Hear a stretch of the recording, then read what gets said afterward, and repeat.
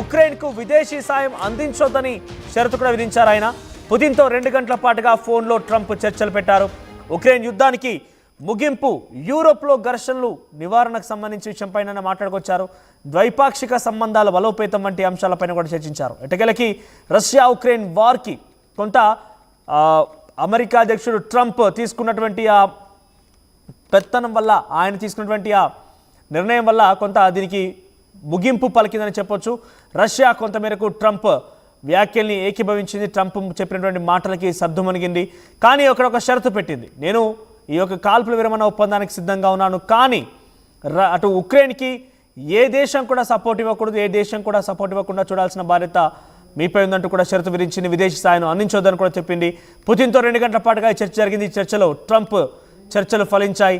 ఆయన ఫోన్లో మాట్లాడారు. ఉక్రెయిన్ యుద్ధానికి ముగింపు పలికేటువంటి అవకాశం కనబడుతోంది. యూరోప్లో కూడా ఘర్షణల నివారణకు సంబంధించి కూడా వారు మాట్లాడుకొచ్చారు. ద్వైపాక్షిక సంబంధాల బలోపేతం వంటి అంశాలపైన కూడా చర్చ జరిగింది. ఎటకెలకి ఉక్రెయిన్ రష్యా యుద్ధంకి ఒక ఫుల్ స్టాప్ పడిందనంటే అవుననే సమాధానం కనబడుతోంది. పుతిన్కి జెలెన్స్కీకి మధ్య ఆ యుద్ధం ముగిసినట్టుగానే కనబడుతోంది. మనం చూస్తున్నాం, కొన్ని ఏళ్లుగా సాగుతోంది ఈ యుద్ధం. పెద్ద ఎత్తున కొన్ని వేల మంది ఇప్పటికే మరణించారు. వందల కొద్ది బిల్డింగ్లు నేలమట్టమయ్యాయి. రష్యా ఉక్రెయిన్ ఒకరిపై ఒకరు చాలా పెద్ద స్థాయిలో విరుచుకుపడుతున్నారు. కింద మనం చూస్తున్నాం, కీవ్ స్టార్మర్ బ్రిటన్ ప్రధాని ఆయన జెలెన్స్కీతో కలుస్తున్నారు. సో రష్యాపై యుద్ధానికి మేము కూడా సపోర్ట్ ఇస్తామంటూ ఆయన కలిసి వచ్చారు. రష్యాపై మీరు ఎంతటి స్థాయిలో యుద్ధం చేసినా కూడా అన్ని రకాల సపోర్ట్ ఇస్తామని చెప్పుకొచ్చారు. ఆయన ఒక్కరే కాకుండా నాటో దేశాలంటి కూడా ఆయన సమాయత్తం చేసి మనం సపోర్ట్ ఇవ్వాల్సిన యుక్రెయిన్కి. యుక్రెయిన్ చాలా తీవ్రంగా నష్టపోతోంది. యుక్రెయిన్ పైన రష్యా చాలా బీభత్సంగా దాడి చేస్తోంది. కీవ్ ప్రాంతం పైన చాలా పెద్ద మొత్తంలో దాడి చేసి ఉక్రెయిన్ని అంతమొందించే ప్రయత్నం చేస్తోంది. కాబట్టి నాటో దేశాలు, బ్రిటన్ అధ్యక్షుడు ఒకసారి మాట్లాడి తమకు ఎంత అంటే అంత, మొన్న మనం చూసుకొచ్చాం. ఏకంగా కే స్టార్మర్ అని చెప్పుకొచ్చిన మాట ఏంటంటే, ఈ 30 ఏళ్ల పాటుగా, రానున్నటువంటి 30 ఏళ్ల పాటుగా ఎంతైనా సరే మేము ఉక్రెయిన్కి సపోర్ట్ ఇస్తూనే ఉంటామన్న మాటని ఆయన మాట్లాడుకొచ్చారు. ఈ నేపథ్యంలో అటు రష్యా కాల్పుల ఒప్పందానికి కొంత సమయత్తంగా ఉన్నట్టుగానే, సిద్ధంగా ఉన్నట్టుగానే చెప్పుకొచ్చింది. కానీ ఒక కండిషన్ పెట్టింది. దాంట్లో ఉక్రెయిన్కి ఎవరు కూడా ఇతర దేశాలు సపోర్ట్ ఇవ్వకూడదని ఒక కండిషన్ పెట్టుకొచ్చింది. ఈ నేపథ్యంలో ఒక్కసారిగా ఆ షరతును యాక్సెప్ట్ చేస్తుందా ఉక్రెయిన్ లేదా అనేది మాత్రం కొంత ఆసక్తి రేపుతోంది. సో ఉక్రెయిన్ అధ్యక్షుడు జెలెన్స్కీతో ట్రంప్ భేటీ అయ్యారు. కొంత వారిద్దరి మధ్యలో కూడా ట్రేడ్ సంబంధించి జరిగిన చర్చల్లో భాగంగా ఇద్దరి మధ్య ఒకే పరస్పరంగా ఫేస్ టు ఫేస్గానే ఆ భీకరమైనటువంటి ఆ మాటల యుద్ధాన్ని చూసాం. నువ్వెంత అంటే నువ్వెంత అనుకున్న సిచ్యువేషన్ కూడా ఉంది. అటువంటి సినారియో నుంచి ఒక్కసారిగా పుతిన్తో చర్చలు జరిపి ట్రంప్ ఉక్రెయిన్కి కొంత విరమణ ఇచ్చారని చెప్పొచ్చు. రష్యా ప్రెసిడెంట్ వ్లాదిమిర్ పుతిన్ ఈ యొక్క కాల్పుల ఒప్పందానికి అంగీకరించారు. ఎనర్జీ ఇన్ఫ్రాస్ట్రక్చర్ టార్గెట్స్ని చేస్తున్నటువంటి దాడిని ఆయన కాల్పుల విరమణకి సంబంధించి ఓకే చెప్పారు. 30 రోజుల పాటుగా ఈ కాల్పుల ఒప్పందం సంబంధించి ఉంటుందన్నట్టుగా తెలుస్తోంది. పుతిన్ మరోవైపుగా రష్యా మిలిటరీని కూడా ఆర్డర్ చేశారు. ఇప్పటికే మిలిటరీ ఫోర్సెస్ని వెనక్కి తీసుకోండి, ఎట్టి పరిస్థితుల్లో దాడి చేయకూడదంటూ ఆ మిలిటరీ ఫోర్సెస్ పైన రష్యా అధ్యక్షుడు పుతిన్ ఆర్డర్ చేశారు. The Kremlin said in statement following a lengthy phone call. ఇద్దరి మధ్య ఒక చాలా సుదీర్ఘమైనటువంటి ఫోన్ కాల్ సంభాషణ జరిగింది మంగళవారం రోజున. అయితే చాలా షార్ట్ అండ్ స్వీట్గా, చాలా క్లియర్గా, ముక్కు స్వీట్గా ట్రంప్ చెప్పినటువంటి ఆ మాటలకి రష్యా అధ్యక్షుడు పుతిన్ కూడా అంగీకరించినట్టు తెలుస్తోంది. ఏదేమైనా ఈ యుద్ధానికి కొంత ముగింపు పలకడం అనేది డెఫినెట్గా ఇది ప్రపంచవ్యాప్తంగా కూడా అనేక రకాల ప్రభావం చూపించింది. రష్యా ఉక్రెయిన్ వార్ అనేది ద్రవ్యోల్బణం వచ్చింది, రేట్ల ధర పెరుగుదల మనం చూసాం. రష్యా కూడా ఇష్టానుసారంగా రేట్లను పెంచేయడం కానివ్వండి, అటు జెలెన్స్కీ కూడా ఉక్రెయిన్ జెలెన్స్కీ కూడా రష్యాపై దాడి చేయడం, రష్యా మరొకరిపై దాడి చేయడం, ఇక్కడ నాటో దేశాలని మొత్తం ఉక్రెయిన్ మద్దతుగా తీసుకోవడం, ఉక్రెయిన్కి సపోర్ట్గా వారంతా రావడం, ఇలా ప్రపంచ యుద్ధానికి దారితీస్తున్న రకం కూడా కనిపించింది. పుతిన్ ట్రంప్కి ఒక కండిషన్ కూడా పెట్టారు.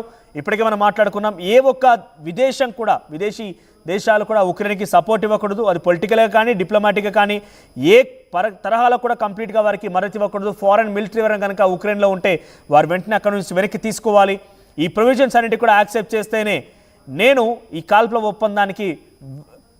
ఒప్పంద విరమణ సంబంధించిన అంశాలపైన నేను మాట్లాడతాను, అంగీకరిస్తానని చెప్పుకొచ్చారు. అన్నట్టుగా ట్రంప్ అంగీకరించారు. మరి ట్రంప్ ఈ విషయాన్ని జెలెన్స్కీ కన్వే చేయాల్సింది. మరి జెలెన్స్కీ ఎలా చేస్తారో చూడాలి. దీనికి సంబంధించి కొన్ని అప్డేట్స్ ప్రతినిధి సచిన్ కూడా అందిస్తారు. సచిన్, ఏంటి ఉక్రెయిన్ రష్యా వార్ ముగింపుకు సంబంధించిన అప్డేట్స్ ఏమున్నాయి? రైట్ మనోజ్, ఈ వార్ ముగింపు అనేది ఇప్పుడు ఇంట్రెస్టింగ్. ఎందుకంటే ఇప్పుడు బ్రిటన్ చేతిలో ఉందనే చెప్పుకోవాలి. ఎందుకంటే బ్రిటన్ తో పాటు మరికొన్ని దేశాలకు సంబంధించి, ఎందుకంటే ఆ మిగతా దేశాలు కొన్నిటికి సుముఖత వ్యక్తం చేస్తున్నాయి, కొన్ని విముఖత వ్యక్తం చేస్తున్నాయి.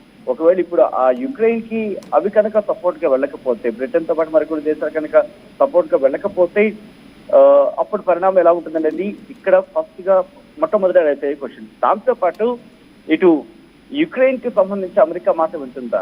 అఫ్ కోర్స్ ఇప్పుడు వినాల్సిన పరిస్థితి ఉంది, ఎందుకంటే వేరే ఆప్షన్ లేదు వాళ్ళ దగ్గర. కానీ ఇక్కడ బ్రిటన్ సపోర్ట్ గా వెళితే కనుక పరిస్థితి మరే అవకాశం కనిపిస్తోంది. ఎందుకంటే యుక్రెయిన్ అధ్యక్షుడు జెలెన్స్కీ అదొక సాహసోపేతమైన నిర్ణయంగా మాట్లాడుకుంటున్న సందర్భం. ఎందుకంటే ఇంతవరకు అధ్యక్షుడు డొనాల్డ్ ట్రంప్ ఎదుట ఎవరు అంత గట్టిగా మాట్లాడిన సందర్భం లేదు. బట్ ఆయన పక్కన కూర్చున్న సందర్భం, అంటే భేటీలో కూర్చున్నప్పుడు ఒకరి మీద ఒకరు మాట్లాడుతూటాలు పెంచుకొని అంత స్థాయిలో విరుచుకుపడిన పరిస్థితి అని చెప్పుకోవాలి ఒక విధంగా చెప్పాలంటే. కాబట్టి ఇప్పుడు యుక్రెయిన్ అధ్యక్షుడు జెలెన్స్కీ ఇటు ఏం చేయబోతున్నాడు అనేది ప్రప్రథమంగా ఇక్కడ ఆలోచించాల్సినమాట. ఒకవేళ బ్రిటన్ సపోర్ట్ ఇస్తే కనుక యుద్ధాన్ని కంటిన్యూ చేసే అవకాశం, కానీ ప్రస్తుత సినారీలో అటువంటి ఏమీ కనిపించట్లేదు. ఎందుకంటే ఎప్పుడైతే బ్రిటన్ తో మాట్లాడిన సందర్భంలో బ్రిటన్ సాయం అందిస్తానందో, దాంతో పాటు బ్రిటన్ కి సంబంధించి ఒక ఫోర్స్ రెడీ చేసుకోవాలి. ఎందుకంటే అవసరం ఉన్నప్పుడు పరిస్థితి చేజారిపోకుండా ఒక బలం ఉంటుంది, ఒక బలగం ఉంటుంది. సో ఇక్కడ యూకేతో పాటు మరికొన్ని దేశాలన్నీ కలిసి యూకే సంబంధించి అక్కడ ఒక ఫోర్స్ ని ఏర్పాటు చేసుకోవాల్సిన అవసరం అయితే ఉందని చెప్పి ఇక్కడ జెలెన్స్కీ గతంలోని ఇటు వాళ్ళకి సూచించిన సందర్భం. సో అప్పుడు కనుక ఫోర్సెస్ కనుక బిల్డప్ అయితే, ఆ ఫోర్సెస్ కనుక బిల్డ్ అయితే మళ్ళీ అప్పుడు యుక్రెయిన్ యుద్ధానికి వెళ్తుందా? యాజ్ ఆఫ్ నౌ అయితే మాత్రం యుద్ధానికి వెళ్ళే అవకాశాలు ఎక్కడా కనిపించట్లేదు. మొన్నటికి మన రష్యా కూడా ఇటు యుక్రెయిన్ మీద దాడి చేస్తుంది, ఆ రిటాలియేషన్ కూడా కంటిన్యూ అవుతుంది. సో ఇటువంటి నేపథ్యంలో రష్యా ప్రతిపాదన, అలాగే దాంతో పాటు ట్రంప్ వీళ్ళిద్దరి భేటీ దాదాపు కొలిక్కి వచ్చేస్తుందని చెప్పి ప్రపంచం కూడా అనుకున్న సందర్భం. కానీ ఇక్కడ ఇష్యూ ఇక్కడ కాదు. ఇక్కడ ఇష్యూ అంతా ఇప్పుడు బ్రిటన్ చేతిలో ఉందనే చెప్పుకోవాలి. ఎందుకంటే బ్రిటన్ కనుక ఇప్పుడు హోల్డ్ ఆన్ అయితే, బ్రిటన్ కనుక తగ్గితే ఇటు యుక్రెయిన్ ఇంక ఏమీ చేయలేని పరిస్థితి ఉంటుంది, అంటే పూర్తిగా చెక్మేట్ పెట్టినట్టు అవుతుంది. సో ఇప్పుడు అమెరికా అధ్యక్షుడు డొనాల్డ్ ట్రంప్ ఏం చేయబోతున్నాడు అనేది ఆసక్తికరమైన అంశం కింద చెప్పుకోవాలి. ఇటు యూకేకి సంబంధించి మాట్లాడగలిగితే మిగతా దేశాలు, వాటితో ఉన్న మిగతా దేశాలు కావచ్చు, అవన్నీ కూడా కాస్త కామ్డౌన్ అయిపోవచ్చు, మొత్తం పూర్తిగా సమస్య కొలికి వచ్చేయచ్చు.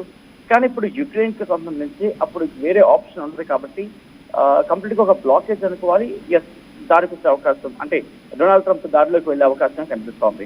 దాంతో పాటు లేదు, ఒకవేళ కూడదు నేను యుద్ధానికి వెళ్తాను అని చెప్పి బెట్టు చేసే అవకాశాలు దాదాపుగా తక్కువ. లేదు, ఎందుకంటే అక్కడ ప్రపంచ పరిస్థితి మారిపోతున్న సందర్భంలో ఒకవేళ కనుక యుద్ధానికి వెళ్ళాలనుకుంటే కనుక తన దగ్గర ఉన్న ఖనిజాలు కావచ్చు, వనరులు కావచ్చు, ఇటు అమెరికాకి ఇవ్వాల్సి ఉంటుంది. అమెరికా అప్పుడు సపోర్ట్ గా కాస్త మళ్ళీ వాళ్ళకి ఫండ్ కావచ్చు, ఎయిడ్ కావచ్చు ఇవ్వడం ఇచ్చే పరిస్థితి ఉంటుంది. అప్పుడు మళ్ళీ యుద్ధానికి వెళ్ళే అంశానికి సంబంధించి ఇక్కడ మళ్ళీ మాట్లాడుకుంటున్నారు. ఎందుకు యుక్రెయిన్ ఇక్కడ యుద్ధానికి వెళ్ళొచ్చు అనే